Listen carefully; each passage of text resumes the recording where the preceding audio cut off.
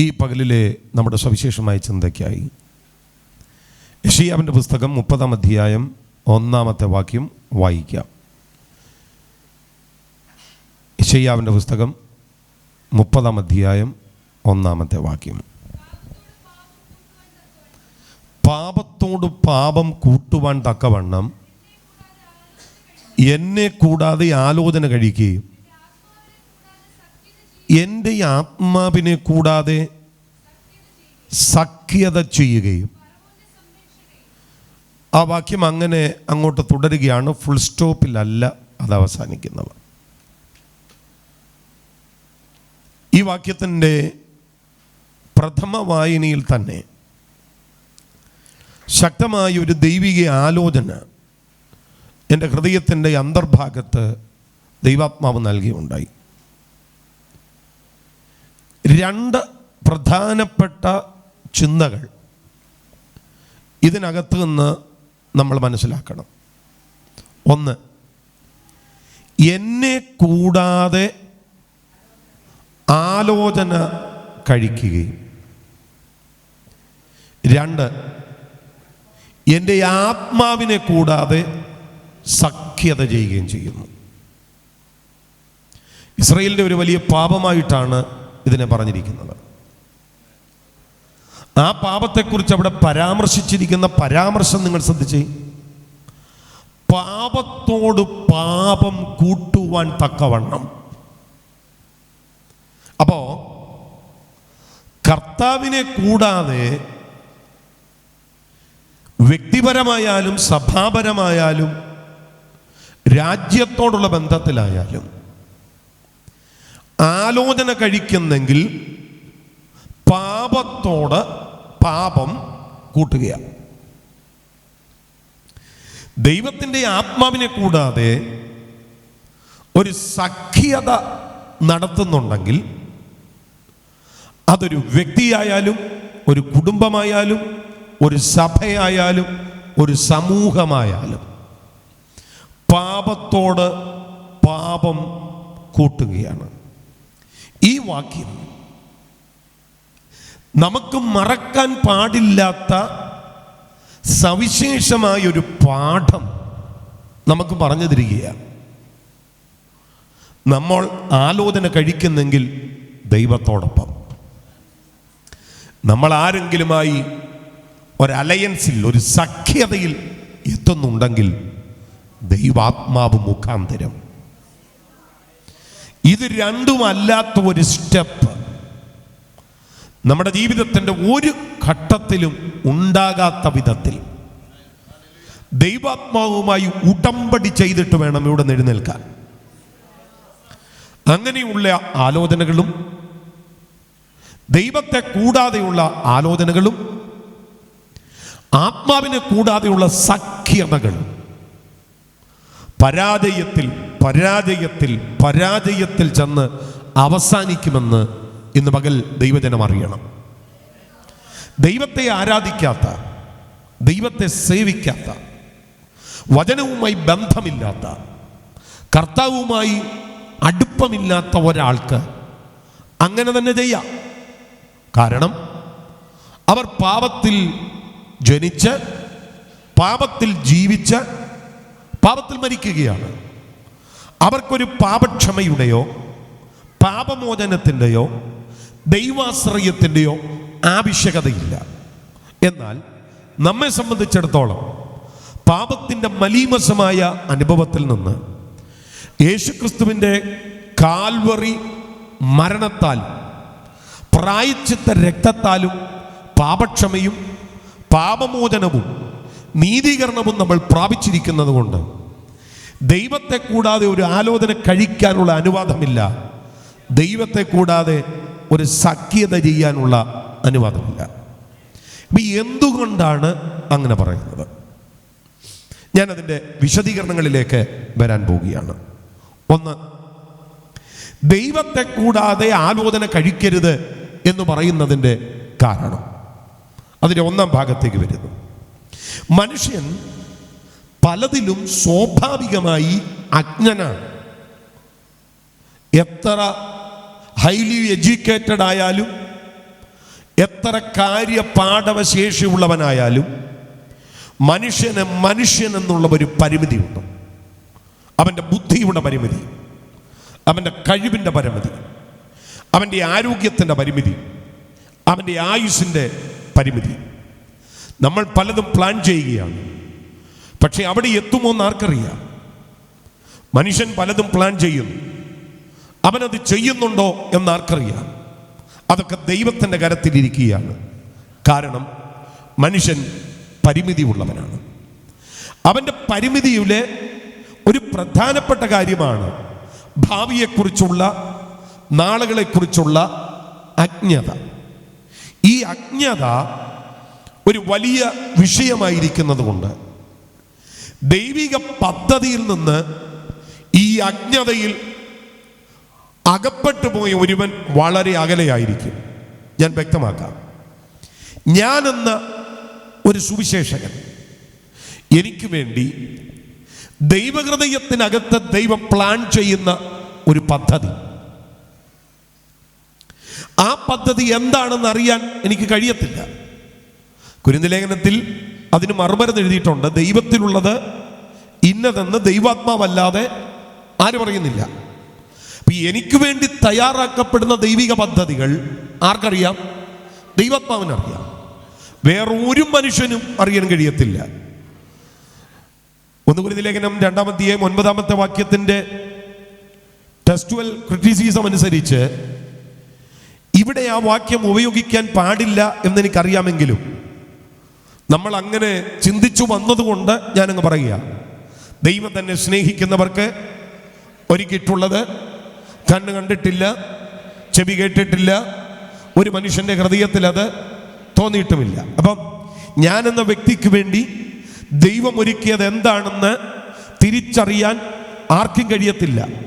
ഒരു കണ്ണും അത് കാണുന്നില്ല, ഒരു കാതും അത് കേൾക്കുന്നില്ല, ഒരു മനുഷ്യൻ്റെ ഹൃദയത്തിൽ അത് തോന്നുന്നില്ല. പക്ഷേ ആ പദ്ധതി ദൈവഹൃദയത്തിനകത്ത് ഉണ്ട്. ആ ദൈവഹൃദയത്തിനകത്തുള്ള പദ്ധതിയിലേക്ക് ഞാൻ സ്റ്റെപ്പ് വെക്കണമെങ്കിൽ എൻ്റെ ഭാവിയെക്കുറിച്ച്, ഞാൻ പ്ലാൻ ചെയ്യുന്ന പ്ലാനിങ്ങുകളെക്കുറിച്ച്, എൻ്റെ തലമുറയെക്കുറിച്ച് ഞാൻ പ്ലാൻ ചെയ്യുന്ന പ്ലാനിങ്ങുകളെക്കുറിച്ച് ദൈവത്തോട് പറയുകയും ദൈവത്തോടൊപ്പം ആലോചന കഴിക്കുകയും ചെയ്യണം.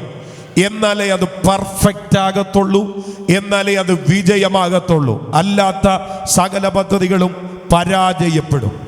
എന്നെക്കുറിച്ചുള്ള, നിങ്ങളെക്കുറിച്ചുള്ള ദൈവിക കാര്യപരിപാടിക്ക് വളരെ പ്രാധാന്യത കൊടുക്കണം. നമ്മുടെ തലമുറകളെക്കുറിച്ചുള്ള, നമ്മുടെ കുടുംബത്തെക്കുറിച്ചുള്ള ഏറ്റവും ശ്രേഷ്ഠമായ കാര്യപരിപാടി ദൈവഹൃദയത്തിനകത്തായിരിക്കുന്നത് നമുക്ക് അറിയാൻ വളരെ ബുദ്ധിമുട്ടാണ്. സ്തോത്രം. അതുകൊണ്ട് തന്നെ ദൈവത്തിൻ്റെ ഹിതം, ദൈവത്തിൻ്റെ ആലോചനയിലുള്ളത് ദൈവത്തിൻ്റെ ഹിതമാണ്. ആ ഹിതം അറിയണം, അറിയാനായി ശ്രമിക്കണം. യെശയ്യായുടെ പുസ്തകം 7-ാം അധ്യായം 18-ാമത്തെ വാക്യത്തിൽ ഒരു സവിശേഷ നിലയിൽ ദൈവഹൃദയത്തിൻ്റെ പ്രാധാന്യതയെ അവിടെ പറയുന്നുണ്ട്. ശേഷിപ്പുള്ള വെള്ളിയും പൊന്നും കൊണ്ട് ചെയ്യുവാൻ നിനക്കും നിന്റെ സഹോദരന്മാർക്കും യുക്തമെന്ന് തോന്നുന്നത് പോലെ നിങ്ങളുടെ ദൈവത്തിന് പ്രസാദമാകും വണ്ണം ചെയ്യുവിൻ. ആമേൻ. ആ പദം നിങ്ങൾ ശ്രദ്ധിച്ചോണം. നിങ്ങൾക്ക് തോന്നുന്നത് പോലെ, അല്ലേ? നിങ്ങൾക്ക് യുക്തമെന്ന് തോന്നുന്നത് പോലെ നിങ്ങളുടെ ദൈവത്തിന്, എനിക്ക് യുക്തമെന്ന് തോന്നുന്നത് ചെയ്യാനാണ് പറഞ്ഞത്, പക്ഷെ അത് ചെയ്യുന്നത് എങ്ങനെ വേണം? അപ്പൊ അങ്ങനെയാണെങ്കിൽ എനിക്ക് യുക്തമെന്ന് തോന്നിയ കാര്യം ദൈവത്തിന് യുക്തമായിരിക്കണം. എന്നാലേ ആ ചെയ്യുന്ന കാര്യത്തെ ദൈവത്തിന് പ്രസാദമാകുമെന്ന് ചെയ്യാൻ പറ്റത്തുള്ളൂ. അത് സംബന്ധമായി ഒത്തിരി വാക്യങ്ങൾ താഴേക്ക് പഴയ പുതിയ നിയമങ്ങളിൽ നിന്ന് നമുക്ക് തിരിച്ചും മറിച്ചും കാണാൻ കഴിയും. അവിടെ എല്ലാം ദൈവത്തിൻ്റെ ഒരു ഇഷ്ടമാണ്. 1 തെസ്സലോനിക്ക ലേഖനം 4:3 ദൈവത്തിൻ്റെ ഇഷ്ടമോ നിങ്ങളുടെ ശുദ്ധീകരണം. അവിടെ ദൈവത്തിന് നമ്മെക്കുറിച്ച് ഒരു ഇഷ്ടമുണ്ട്. അത് ശുദ്ധീകരണത്തിലും പാപത്തോടുള്ള ബന്ധത്തിലും അശുദ്ധിയോടുള്ള ബന്ധത്തിലും ഇതര വിഷയങ്ങൾ മാത്രമൊന്നുമല്ല, സകലത്തിലും ദൈവത്തിന് നമ്മെക്കുറിച്ച് ഒരിഷ്ടമുണ്ട്. ആ ഇഷ്ടം അറിയണം. അതാ ഇവിടെ ദൈവത്തിന്റെ ഇഷ്ടമോ. എബ്രായ ലേഖനം 13-ാം അധ്യായത്തിലേക്ക് വരുമ്പോ, നിത്യനിയമത്തിന്റെ രക്തത്താൽ ആടുകളുടെ വലിയ ഇടയനായ നമ്മുടെ കർത്താവായ യേശുവിനെ മരിച്ചവരുടെ ഇടയിൽ നിന്ന് മടക്കി വരുത്തിയ സമാധാനത്തിന്റെ ദൈവം നിങ്ങളെ അവന്റെ ഇഷ്ടം ചെയ്യുവാൻ തക്കവണ്ണം എല്ലാ നന്മയിലും യഥാസ്ഥാനപ്പെടുത്തി തനിക്ക് പ്രസാദമുള്ളത് യേശുക്രിസ്തു മുഖാന്തരം നമ്മിൽ നിവർത്തിക്കുമാറാകട്ടെ. അവിടെ എന്നെക്കുറിച്ചുള്ള ദൈവത്തിന്റെ ഇഷ്ടം, എൻ്റെ മിനിസ്ട്രിയെ കുറിച്ചുള്ള ദൈവത്തിന്റെ ഇഷ്ടം, എൻ്റെ കുടുംബത്തെക്കുറിച്ചുള്ള ദൈവത്തിന്റെ ഇഷ്ടം, ആ ഇഷ്ടം ചെയ്യത്തക്കവണ്ണം എന്നെ യേശു ക്രിസ്തു യഥാസ്ഥാനപ്പെടുത്തി നിർത്തുകയാണ്. ഹല്ലേലൂയ. അപ്പം ദൈവം ആകെ ആഗ്രഹിക്കുന്ന വിഷയം, കുഞ്ഞെ, നിന്നെക്കുറിച്ചുള്ള ദൈവ ഇഷ്ടത്തിനകത്ത് നീ നിന്നോണം. ദൈവ ഇഷ്ടത്തിന് വൈരുദ്ധ്യമായി ചിന്തിക്കുവാൻ ചിലപ്പോൾ ചിന്തകൾ നമ്മെ പ്രേരിപ്പിക്കും. ദൈവത്തിൻ്റെ ഇഷ്ടത്തിന് വൈരുദ്ധ്യമായി പാദം വെക്കാൻ ചിലപ്പോൾ ചിന്തകൾ നമ്മെ പ്രേരിപ്പിക്കും. പക്ഷേ ചെയ്യരുത്, ഒരിക്കലും ചെയ്യരുത്. ദൈവ ഇഷ്ടത്തിന് പ്രാധാന്യത കൊടുത്ത് നിന്നോണം. അതല്ലാത്ത പക്ഷം വലിയ ചെളിക്കുഴിക്കകത്തേക്ക് നീ ചെന്ന് വീഴാനുള്ള സാധ്യതയുണ്ട്. ആ ചെളിക്കുഴിക്കകത്ത്, പരാജയത്തിനകത്ത് ചെന്ന് വീഴാതിരിക്കണമെങ്കിൽ യേശുക്രിസ്തുവുമായിട്ടുള്ള സജീവമായ ബന്ധത്തിൽ അവിടുന്ന് നിന്നെ യഥാസ്ഥാനപ്പെടുത്തി നിർത്തണം. ഒരാമയും പറഞ്ഞാട്ടെ. നിങ്ങൾ ആ പദങ്ങളൊക്കെ തന്നെ ഗൗരവത്തോടെ ചിന്തിച്ചോണം. യഥാസ്ഥാനപ്പെടുത്തി. ശബ്ദം ഉയർത്തിയെന്ന് പറഞ്ഞേ. അപ്പം ഞാൻ ദൈവ ഇഷ്ടം ചെയ്യണമെങ്കിൽ, ഒന്നുകൂടെ 21-ാമത്തെ വാക്യം, നിങ്ങളെ അവൻ്റെ ഇഷ്ടം ചെയ്യുവാൻ തക്കവണ്ണം എല്ലാ നന്മയിലും യഥാസ്ഥാനപ്പെടുത്തി തനിക്ക് പ്രസാദമുള്ളത് യേശുക്രിസ്തു മുഖാന്തരം നമ്മിൽ നിവർത്തിക്കുമാറാകട്ടെ.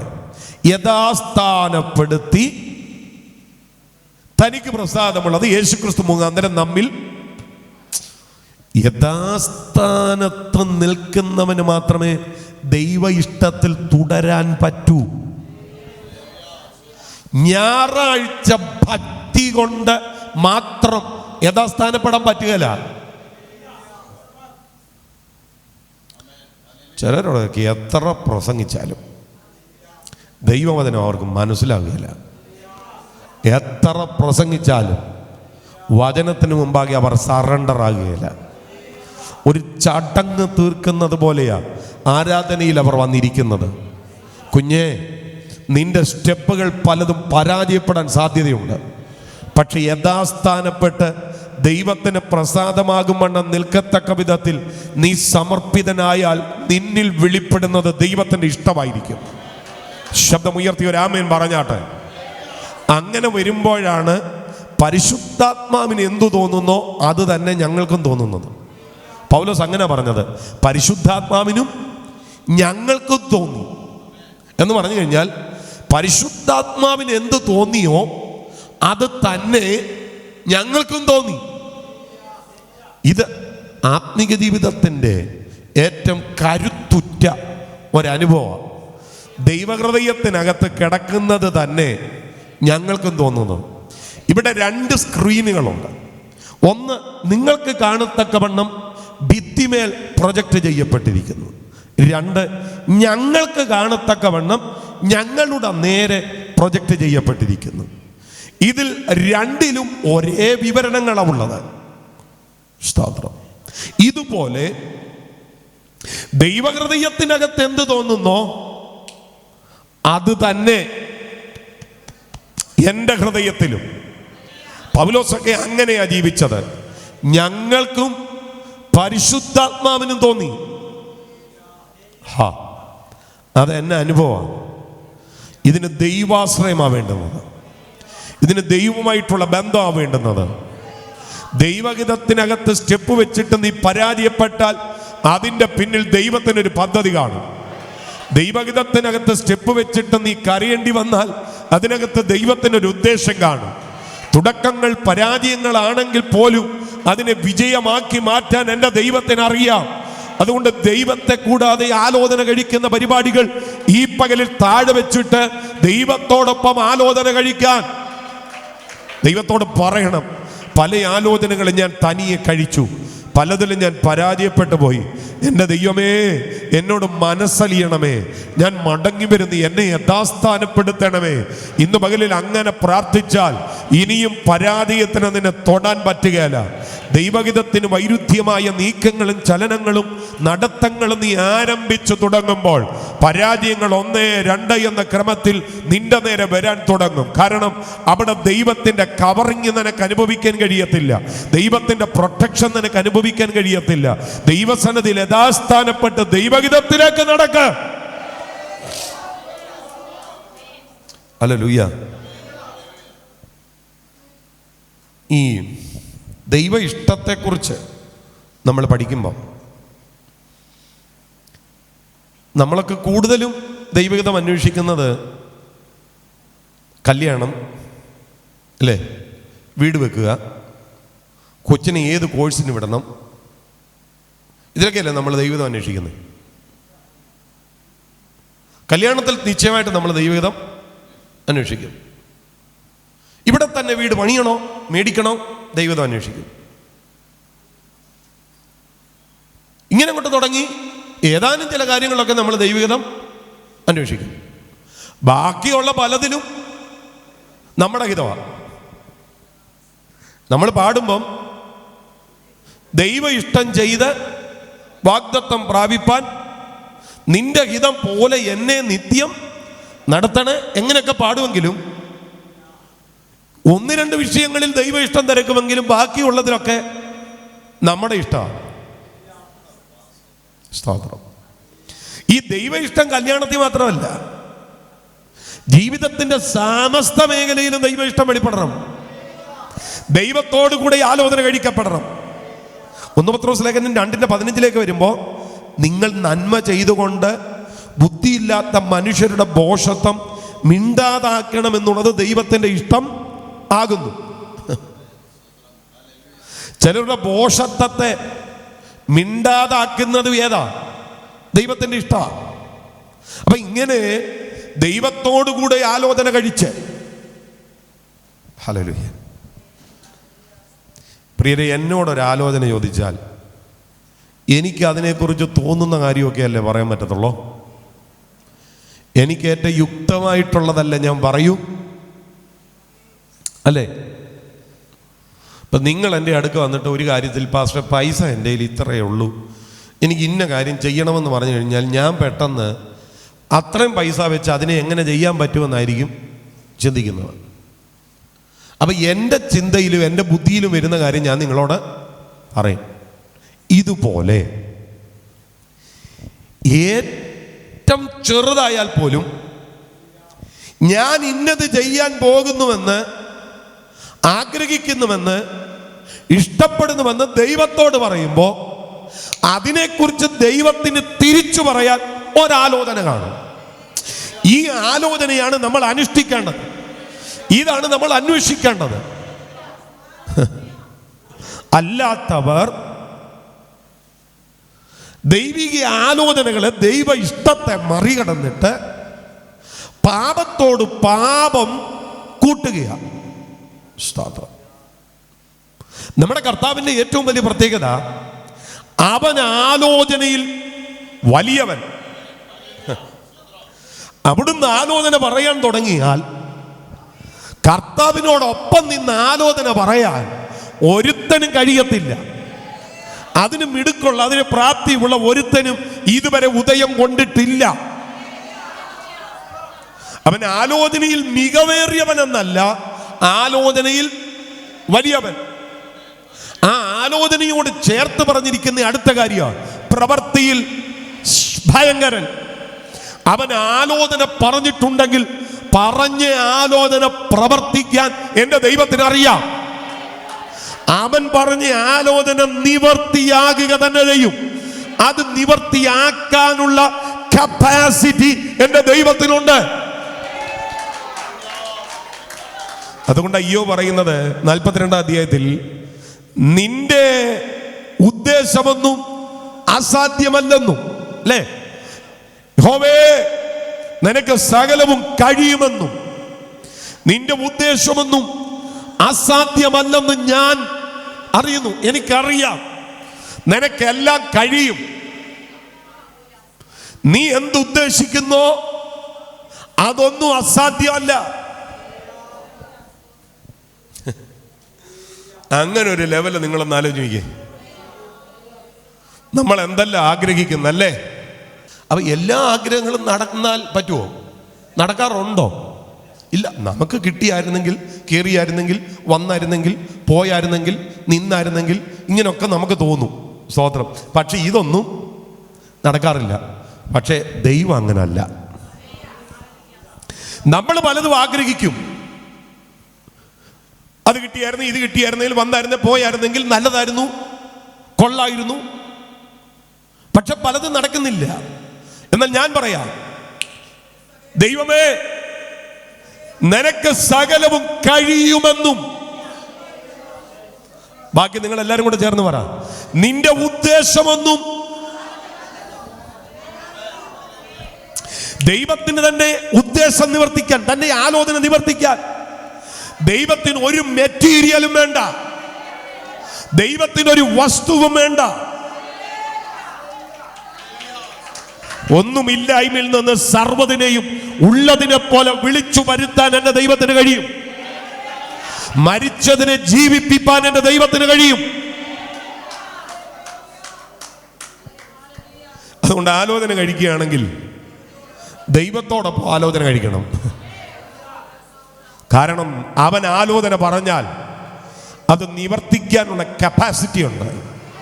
മതത്തിന് എതിര് നിൽക്കാൻ പറ്റുകയില്ല, രാഷ്ട്രീയത്തിന് എതിര് നിൽക്കാൻ പറ്റുകയില്ല, മന്ത്രവാദങ്ങൾക്ക് എതിര് നിൽക്കാൻ പറ്റുകയില്ല, ആഭിചാരങ്ങൾക്ക് എതിര് നിൽക്കാൻ പറ്റുകയില്ല.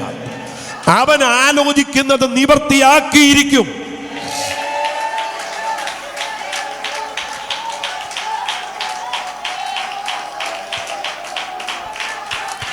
ഈ പകലിൽ ആത്മാവിൽ ബലപ്പെടണം.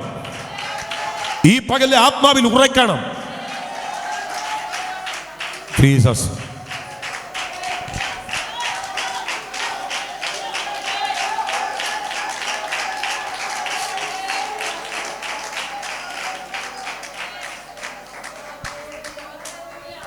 നീ ആഗ്രഹിക്കുന്നത് ദൈവം ആഗ്രഹിക്കുന്നു എന്നുള്ളതിൻ്റെ ഏറ്റവും വലിയ തെളിവ് നിന്റെ ഹൃദയത്തിലേക്ക് ഇറങ്ങി വരുന്ന സമാധാനമാണ്.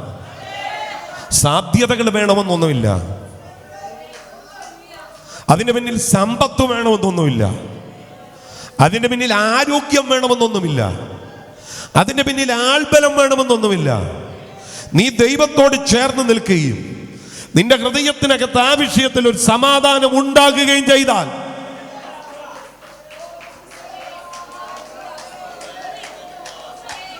ഇതിനെക്കുറിച്ചാണ് ഈ യോശുവയോടൊക്കെ ദൈവം ആവർത്തിച്ച് പറഞ്ഞത്. ഭയപ്പെടണ്ട, ഭയപ്പെടണ്ട, ഉറച്ചു നിൽക്കുക. ഞാൻ നിന്നെ അവരുടെ മുൻപിൽ ഭ്രമിപ്പിക്കാതിരിക്കേണ്ടതിന് നീ അവരുടെ മുൻപിൽ ഭ്രമിച്ചു പോകരുത്. അപ്പം നിന്റെ അകത്ത് ഭയമുണ്ടാകുന്നില്ലെങ്കിൽ ഞാൻ നിന്നെ അവരുടെ മുൻപിൽ നിർത്തും. നിന്റെ അകത്ത് പേടി ഉണ്ടാകാതിരിക്കുന്നെങ്കിൽ ആ വിഷയത്തിനകത്ത് ഞാൻ നിന്നെ സഹായിക്കാം. അതുകൊണ്ട് യേശു ആവർത്തിച്ച് പറഞ്ഞ ഭയപ്പെടേണ്ട. അപ്പം ദൈവത്തിൻ്റെ ആലോചനയിലാണോ നീ നിൽക്കുന്നത് എന്നറിയാനുള്ള ഏറ്റവും വലിയ കാര്യം സാമ്പത്തിക സംവിധാനം പിന്നിൽ ഒരുങ്ങി വരുന്നതല്ല. ഹൃദയത്തിനകത്തൊരു വലിയ സമാധാനം ആ വിഷയത്തിലുണ്ടാകുന്നത്. ഓരോന്നും ചെയ്യുമ്പോൾ ദൈവത്തിൻ്റെ മുന്നിലേക്ക് ചെന്നിരുന്നിട്ട് പറയുക, കർത്താവേ ഇത് ചെയ്യണമെന്ന് ആഗ്രഹമുണ്ട്, നിന്റെ ആലോചനയാണെങ്കിൽ അതിനെ നിവർത്തിക്കണമേ. പ്രിയരെ, യേശു ചെയ്തതെല്ലാം ഈ ദൈവഹിതമാണ്, ദൈവത്തിൻ്റെ ആലോചനയാണ് എന്ന് പറഞ്ഞു കഴിഞ്ഞാൽ, യോഹന്നാന്റെ സുവിശേഷം 6-ാം അധ്യായം 38-ാമത്തെ വാക്യത്തിൽ യേശു പറഞ്ഞത്, ഞാൻ എൻ്റെ ഇഷ്ടമല്ല എന്നെ അയച്ചവൻ്റെ ഇഷ്ടമത്ര ചെയ്യുവാൻ സ്വർഗത്തിൽ നിന്ന് ഇറങ്ങി വന്നിരിക്കുന്നത്. സ്തോത്രം. യേശുവേ, ഈ പറഞ്ഞതിൻ്റെ അർത്ഥം എന്നാ? സ്വർഗത്തിൽ നിന്ന് ഇറങ്ങി വന്ന അങ്ങ് സ്വർഗത്തിലെ ഇഷ്ടത്തിനപ്പുറത്ത് ഭൂമിയിൽ വേറൊരു ഇഷ്ടം വെച്ചോണ്ടിരിക്കുന്നെന്നാണോ? അല്ല. കർത്താവ് ആ സ്വർഗീയ ഇഷ്ടത്തെ എടുത്തു പറയുകയാണ്. സ്തോത്രം. ഞാൻ ഇങ്ങോട്ട് ഇറങ്ങി വന്നത് എന്നെ അയച്ചവന്റെ ഇഷ്ടം ചെയ്യാനാണ്. അതിന് വൈരുദ്ധ്യമായി എനിക്ക് വേറൊന്നുണ്ടെന്നല്ല. ഇനി വേറൊന്ന് ചെയ്യാൻ നിങ്ങൾ പറഞ്ഞാലും പറ്റുകയില്ല. സ്തോത്രം. എനിക്ക് അയച്ചവന്റെ ഇഷ്ടം ചെയ്യണം. യോഹന്നാന്റെ സുവിശേഷം 4-ാം അധ്യായം 34-ാമത്തെ വാക്യത്തിൽ യേശു പറഞ്ഞത്, എന്നെ അയച്ചവന്റെ ഇഷ്ടം ചെയ്ത് അവന്റെ പ്രവൃത്തി തികയ്ക്കുന്നത് എൻ്റെ ആഹാരം. സ്തോത്രം. ആമേൻ. അപ്പോ എനിക്ക് പ്രത്യേകിച്ചൊന്നും പറയാനൊന്നുമില്ല, അയച്ചവന്റെ ഇഷ്ടം ചെയ്താൽ മതി. ഇന്ന് പകലിൽ നിങ്ങൾ ഈ ആരാധനാലയത്തിനകത്ത് ഇരിക്കുമ്പോൾ ദൈവത്തോട് പ്രാർത്ഥിക്കണം, ദൈവമേ, എൻ്റെ ജീവിതത്തിൻ്റെ സമസ്ത മേഖലയിലും എന്നെ വിളിച്ച അങ്ങയുടെ ഇഷ്ടം ചെയ്യാനുള്ള കൃപ എനിക്ക് തരണം. എന്നെ വിളിച്ച അങ്ങയുടെ ഇഷ്ടം ചെയ്യാനുള്ള കൃപ എനിക്ക് തരണം. എത്ര പേർ പ്രാർത്ഥിക്കും? എത്ര പേർ പ്രാർത്ഥിക്കും? ഞാൻ ഒരു കാര്യം നിങ്ങളോട് പറയാം. ദൈവത്തിൻ്റെ ആലോചനയിൽ നിന്നും ദൈവത്തിൻ്റെ ഇഷ്ടത്തിൽ നിന്നും തെറ്റായി വഴിതിരിച്ചു വിടത്തക്ക വിധത്തിൽ ചലിക്കുന്ന ഇരുട്ടിൻ്റെ ആധിപത്യങ്ങളും സ്വാധീനങ്ങളും ഒരുപക്ഷെ നമുക്കെതിരെ നിന്നെന്ന് വരും. ഹല്ലേലൂയ. തെറ്റായ ആലോചനക്കാർ, അതിലൊരു വിഭാഗമാണ് വ്യാജപ്രവാചകന്മാർ. വ്യാജപ്രവാചകന്മാർ നിങ്ങളുടെ ജീവിതത്തെക്കുറിച്ച് കൃത്യമായ ദൂത് പറയേണ്ടത് ദൈവാത്മാവാണ്, വ്യാജപ്രവാചകന്മാരല്ല. യെരമ്യാവിന്റെ പുസ്തകം 23-ാം അധ്യായം 25, 26, 27 വാക്യങ്ങളിലേക്ക് വരുമ്പോൾ ആ വ്യാജപ്രവാചകന്മാർ എങ്ങനെയാണ് ആലോചനകളെ തിരിച്ചുവിടുന്നത് എന്ന് പറയുന്നത് നമുക്കവിടെ കാണുവാനിട വരും. വ്യാജപ്രവാചകന്മാർ അവരെന്താ ചെയ്യുന്നത്? നോക്കിക്കേ, ഞാൻ സ്വപ്നം കണ്ടു എന്ന് പറഞ്ഞ് എൻ്റെ നാമത്തിൽ ഭോഷ്ക് പ്രവചിക്കുന്ന പ്രവാചകന്മാർ. കേട്ടില്ല? അവരെന്താ പറയുന്നേ? ഞാൻ സ്വപ്നം കണ്ടു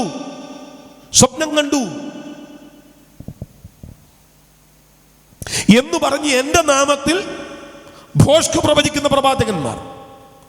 അവർ ദൈവാത്മാവിനാലല്ല പ്രവചിക്കുന്നത്, ബാലിനാലാണ്. 26-ാമത്തെ വാക്യത്തിൽ എഴുതിയിട്ടുണ്ട്. നിങ്ങൾക്ക് എങ്ങനെ അറിയാം ഒരു പ്രവാചകൻ നിങ്ങളെ മിസ്ഗൈഡ് ചെയ്യുകയല്ലെന്ന്?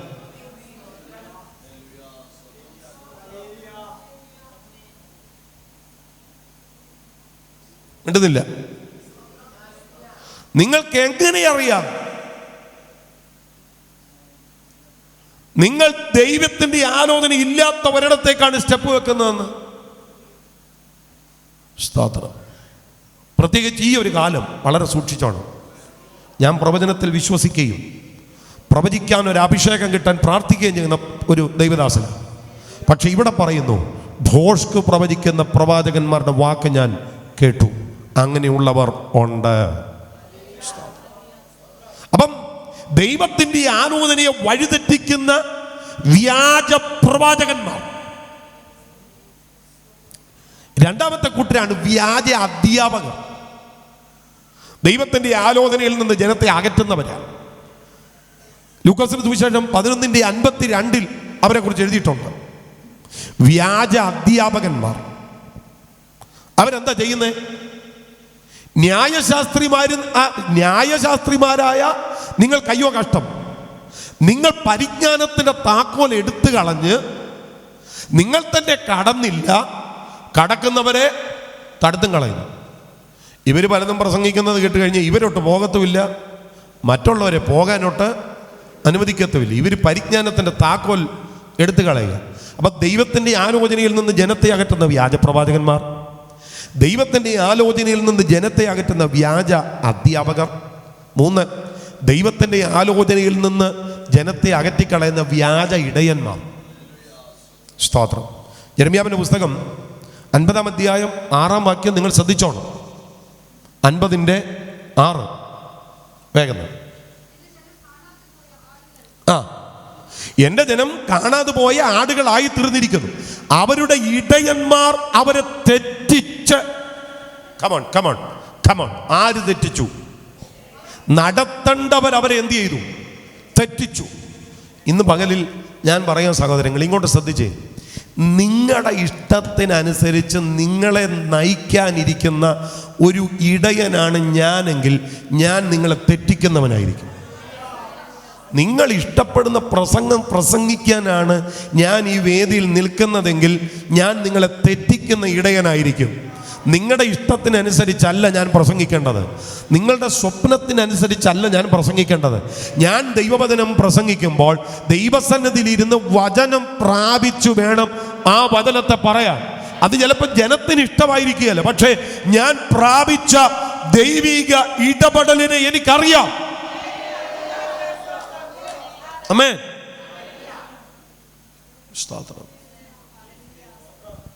നിങ്ങൾ പറയുന്നതിനെല്ലാം യേശു മൂടുന്ന, നിങ്ങൾ എന്ത് ചെയ്താലും കണ്ണടച്ച് വിടുന്ന ഒരു ഇടയനാണ് നിങ്ങൾക്കുള്ളതെങ്കിൽ ചിന്തിക്കുക വേണ്ട, അയാൾ വ്യാജനായിരിക്കും.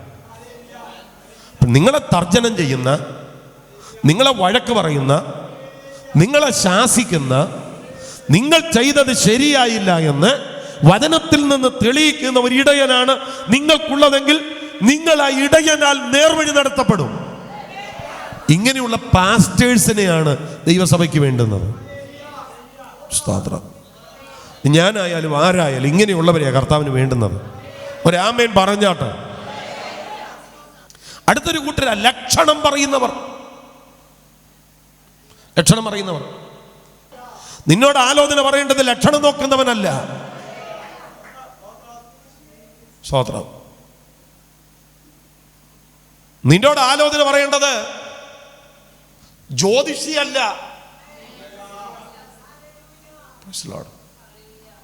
നിന്നോട് ആലോചന പറയേണ്ടത് അഭിഷക്തന്മാരാ, അല്ലെങ്കിൽ ദൈവസന്നിധിയിൽ ഇരുന്ന് പ്രാർത്ഥിച്ചോണം.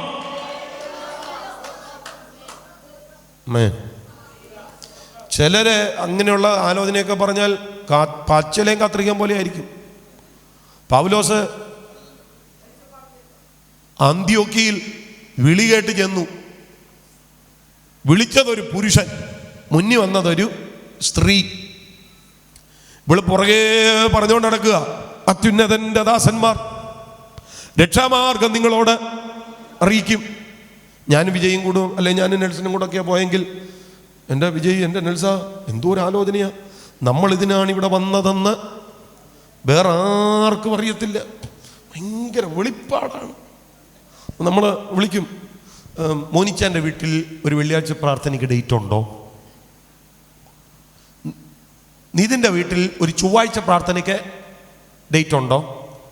വിജയുടെ വീട്ടിൽ ഒരു ബുധനാഴ്ച പ്രാർത്ഥനയ്ക്ക് ഡേറ്റ് ഉണ്ടോ? നമ്മളാണെങ്കിൽ ഡയറി മൊത്തം ഡേറ്റും കൊണ്ടങ്ങ് നിറച്ചേനെ. കൊച്ചമ്മ ഒറ്റ ദിവസം കൊണ്ട് ഫേമസ് ആയേനെ. പൗലോസ് 3 ദിവസം ഇത് കേട്ട് നടന്നിട്ട് 3-ാം ദിവസം മുഷിഞ്ഞിട്ട് ഒരൊറ്റ ശാസനം ശാസിച്ചു. അതോടുകൂടി അവിടെ കേട്ടങ്ങ് കൂട്ടി. സ്വതന്ത്രം. ചിലതൊക്കെ പറയുമ്പോൾ പച്ചലയും കത്രികയും പോലും പറയും കേട്ടോ. അന്നേരം പറയല്ലേ, അയ്യോ എൻ്റെ പൊന്നു സഹോദര, 3 വർഷം കൊണ്ട് റജിപാസ്റ്റർ അങ്ങ് പ്രസംഗിക്കുകയായിരുന്നു, ഇതുപോലൊരു ദൂത് റജിപാസ്റ്റർ പറഞ്ഞിട്ടില്ല. പോയി കേട്ടോ, മറ്റേ സാധന കുഞ്ഞപ്പൻ. ഹല്ലേലൂയ. ശക്തമായ ഒരു ആരാധന അങ്ങോട്ട് വെളിപ്പെടുമ്പോൾ മുടിയൊക്കെ അഴിച്ചിട്ട് ഒലച്ച ചാടിയൊക്കെ അങ്ങ് എഴുന്നേറ്റ് പിന്നെ ആട്ടവും പിന്നെ മേളവും ഒക്കെ അങ്ങ് തുടങ്ങും. ആലോചന കേട്ടോ? സ്തോത്രം. നിങ്ങളെല്ലാവരും ഉണ്ടാവും. ഞാൻ പറയാം സഹോദരങ്ങളെ, നമ്മളോട് ആലോചന പറയേണ്ടത് കാക്കാത്തിമാരും ലക്ഷണം പറയുന്നവരൊന്നുമല്ല. അങ്ങനെ ബൈബിൾ പറയുന്നേ. ആമേൻ. സക്കറിയാവിന്റെ പുസ്തകം 10-ാം അധ്യായം 2-ാം വാക്യത്തിൽ പറയുന്നത്, ഇങ്ങനെയുള്ളവരല്ല നമ്മോട് ആലോചന പറയേണ്ടത്. അവർ നമ്മെ ലക്ഷ്യങ്ങളിൽ നിന്ന് അകറ്റിക്കളയും. ഹല്ലേലൂയ. സക്കറിയാവിന്റെ പുസ്തകം 10-ാം അധ്യായം 2-ാം വാക്യം. ഉൽപ്പത്തി, പുറപ്പാട്, ലേവ്യ, സംഖ്യ, ആവർത്തനം. കിട്ടി. സക്കറിയാവിന്റെ പുസ്തകം 10-ാം അധ്യായം 2-ാം വാക്യം. ഗ്രഹബിംബങ്ങൾ മിഥ്യാത്വം സംസാരിക്കുകയും ലക്ഷണം പറയുന്നവർ വ്യാജം ദർശിച്ച് വർത്ത സ്വപ്നം പ്രസ്താവിച്ച് വൃഥ ആശ്വസിപ്പിക്കുകയും ചെയ്യുന്നത് കൊണ്ട് റിസൾട്ട് എന്നാ? അവർ ആടുകളെ പോലെ പുറപ്പെട്ടു, ഇടയനില്ലായ്ക കൊണ്ട് വലഞ്ഞിരിക്കുന്നു. ഇങ്ങനെയുള്ള വ്യാജ പ്രവചനങ്ങളും ദർശനങ്ങളുടെയും പിന്നാലെ പോകരുത്. ആമേൻ. സ്തോത്രം. ഇനിയും ഇതുപോലെയുള്ള അതർ ഏജൻസീസ് ഉണ്ട്. പിശാചിന്റെ ഏജന്റുകൾ ദൈവഹിതത്തിനകത്ത് നടക്കേണ്ടുന്ന നിന്നെ ദൈവഹിതത്തിൽ നിന്ന് മുച്ചൂടും മുടിച്ച് അകറ്റിക്കളയുന്ന സാത്താന്യ ഏജന്റുമാർ. കഴിഞ്ഞ ദിവസം ഒരു കർത്താവിന്റെ ദാസൻ പറഞ്ഞതിനെ പറ്റി ഞാൻ കേട്ടു. ഇപ്പോ വൈറ്റും ബ്ലാക്കും അല്ല, നേരത്തെ വൈറ്റും ബ്ലാക്കും ആയിരുന്നു. ഒന്ന് വൈറ്റാണ്, മറ്റത് ബ്ലാക്കാണ്.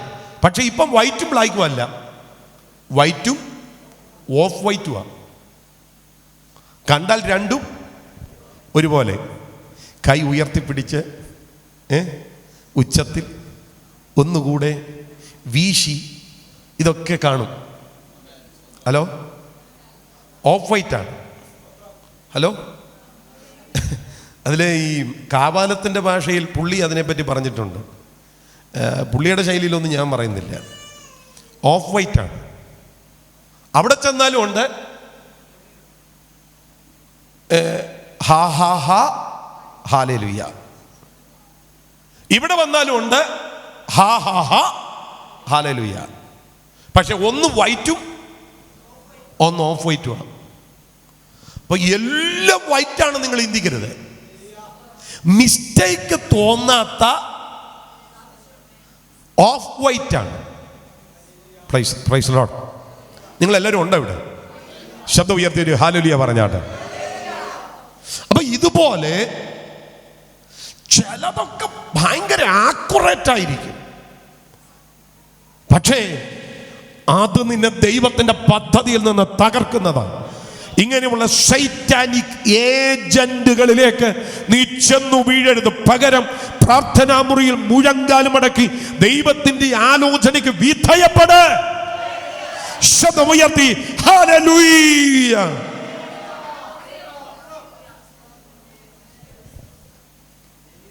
ആമേൻ. അപ്പൊ ഒന്ന്, ദൈവത്തെ കൂടാതെ ആലോചന. രണ്ട് പറയാനുള്ള നേരമില്ല, എന്നാലും ഞാനങ്ങ് തൊട്ടുവിട്ടേക്കാം. എൻ്റെ ആത്മാവിനെ കൂടാതെ സഖ്യത. കേട്ടോ കേട്ടോ കേട്ടോ. ദൈവത്തിൻ്റെ ആത്മാവിനെ കൂടാതെ കമാൺ. ചിലരുമായി കൈ കൊടുത്തപ്പോൾ നീ ചോദിച്ചോ, ദൈവമേ ഈ ബന്ധം നിനക്ക് ഇഷ്ടമാണോ എന്ന്?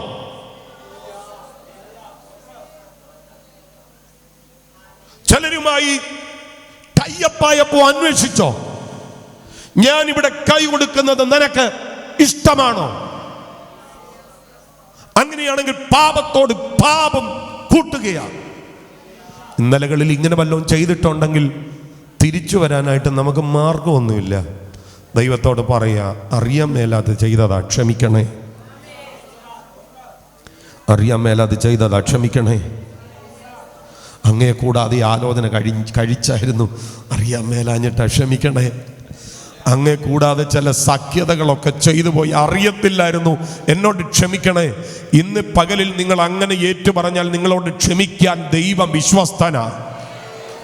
അറിവില്ലായ്മയുടെ കാലങ്ങളെ ദൈവം ലക്ഷ്യമാക്കുന്നില്ല. ജീസസ്. കർത്താവ് ആഗ്രഹിക്കുന്നതല്ല എന്നറിയോ?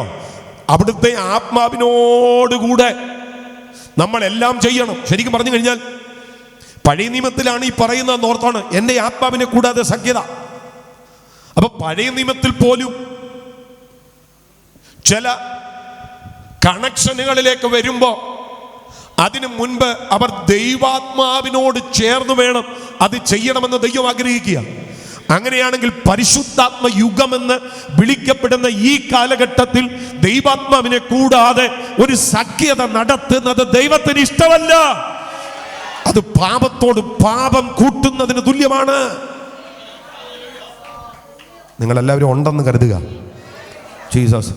പ്രിയപ്പെട്ടവരെ, പഴയ നിയമത്തിൻ്റെ എല്ലാ മേഖലയിലും പരിശുദ്ധാത്മാവ് ചലിക്കുന്നത് നമുക്ക് കാണുവാൻ കഴിയുന്നുണ്ട്. ക്രിയേഷൻ തൊട്ട് ഇങ്ങോട്ടുള്ള സകലത്തിലും.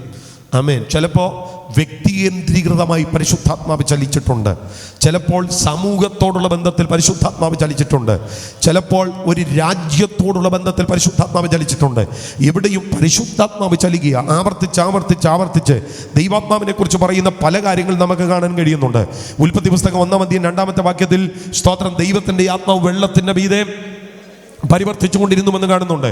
ഇയ്യോബിന്റെ പുസ്തകം 33-ാം അധ്യായം 4-ാമത്തെ വാക്യം വളരെ ഇമ്പോർട്ടൻ്റ് ആയിട്ടുള്ള ഒരു വാക്യമാണ്. ഇയ്യോബിന്റെ പുസ്തകം 33-ാം അധ്യായം 4-ാമത്തെ വാക്യം, ദൈവത്തിൻ്റെ ആത്മാവ് എന്നെ സൃഷ്ടിച്ചു. ആര് സൃഷ്ടിച്ചു? ദൈവത്തിൻ്റെ ആത്മാവ് എന്നെ സൃഷ്ടിച്ചു. അതുപോലെ തന്നെ കാണുന്ന ഒരു പരാമർശമാണ് സങ്കീർത്തനം 104-ന്റെ വാക്യം. ഇവിടെയെല്ലാം പരിശുദ്ധാത്മാവ് സൃഷ്ടിയിൽ ഇടപെടുന്നതായി നമുക്ക് കാണാനായിട്ട് കഴിയുന്നുണ്ട്. പരിശുദ്ധാത്മാവ് സൃഷ്ടിയിൽ ഇടപെടുന്നു. നീ നിന്റെ ശ്വാസം അയക്കുമ്പോൾ അവ സൃഷ്ടിക്കപ്പെടുന്നു. മലയാളത്തിലാണ് ശ്വാസം, ഇംഗ്ലീഷ് ബൈബിളിൽ ശ്വാസം എന്നല്ല, ആത്മാവ് എന്നാണ് എഴുതിയിരിക്കുന്നത്, സ്പിരിറ്റ് എന്നാണ് എഴുതിയിരിക്കുന്നത്. നീ നിന്റെ ആത്മാവിനെ അയക്കുമ്പോൾ അവ സൃഷ്ടിക്കപ്പെടുന്നു. അപ്പൊ സൃഷ്ടിക്കുന്നത് ആരാണ്? ആത്മാവാണ്. അവിടെ സൃഷ്ടിയിൽ പരിശുദ്ധാത്മാവിന്റെ ഇടപെടലുണ്ട്. ഇനി പരിശുദ്ധാത്മാവിന്റെ സാന്നിധ്യം എല്ലായിടങ്ങളിലും ഉണ്ട് എന്ന് 139-ാം സങ്കീർത്തനം 7-ാമത്തെ വാക്യം പറയുകയാണ്. എല്ലായിടങ്ങളിലും പരിശുദ്ധാത്മാവിന്റെ ഇടപെടലുണ്ട്, എല്ലായിടങ്ങളിലും. വേഗം 139:7, നിന്റെ ആത്മാവിനെ ഒളിച്ച് ഞാൻ എവിടേക്ക് പോകും? എല്ലാവരും കൂടെ ഉച്ചത്തിൽ എന്ന് പറഞ്ഞേ, നിന്റെ ആത്മാവിനെ ഒളിച്ച്.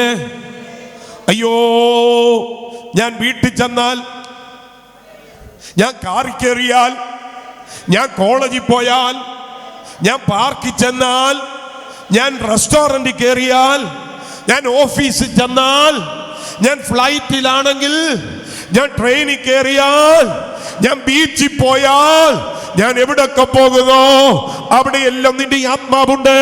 നിന്റെ ആത്മാവിനെ ഒളിച്ചെനിക്ക് എങ്ങോട്ടും പോകാൻ കഴിയുകയില്ല. ഹല്ലേലൂയ.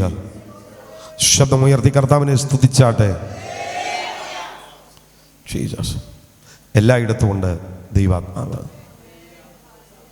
ഹല്ലേലൂയ.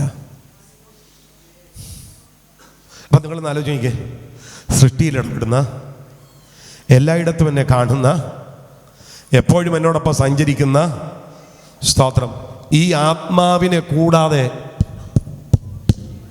സഖ്യത ചെയ്യാൻ പാടില്ല. അങ്ങനെ സഖ്യത ചെയ്യുന്നവൻ പാപത്തോട് പാപം കൂട്ടുന്നു. ഹല്ലേലൂയ. ഈ യെഹെസ്കേലിന്റെ പുസ്തകം 36-ാം അധ്യായം 27-ാമത്തെ വാക്യത്തിൽ സ്തോത്രം, പരിശുദ്ധാത്മാവിന്റെ ചലനം വെളിപ്പെടുന്നത് എങ്ങനെയാണെന്ന് നമുക്കവിടെ കാണാൻ കഴിയുന്നുണ്ട്. യെഹെസ്കേൽ 36-27, ഞാൻ എൻ്റെ ആത്മാവിനെ നിങ്ങളുടെ ഉള്ളിലാക്കി.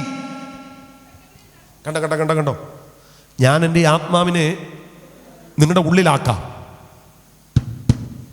എൻ്റെ ആത്മാവിനെ നിങ്ങളുടെ ഉള്ളിലാക്കാം. ഒന്നുകൂടെ, എൻ്റെ ആത്മാവിനെ നിങ്ങളുടെ ഉള്ളിലാക്കാം. അപ്പൊ നിങ്ങളെ സൃഷ്ടിച്ച, നിങ്ങളെ എല്ലായ്പ്പോഴും കാണുന്ന, നിങ്ങളുടെ ഉള്ളിലാക്കപ്പെട്ട ഈ ആത്മാവിനെ കൂടാതെ നിങ്ങൾ സഖ്യത ചെയ്യാൻ പാടില്ല.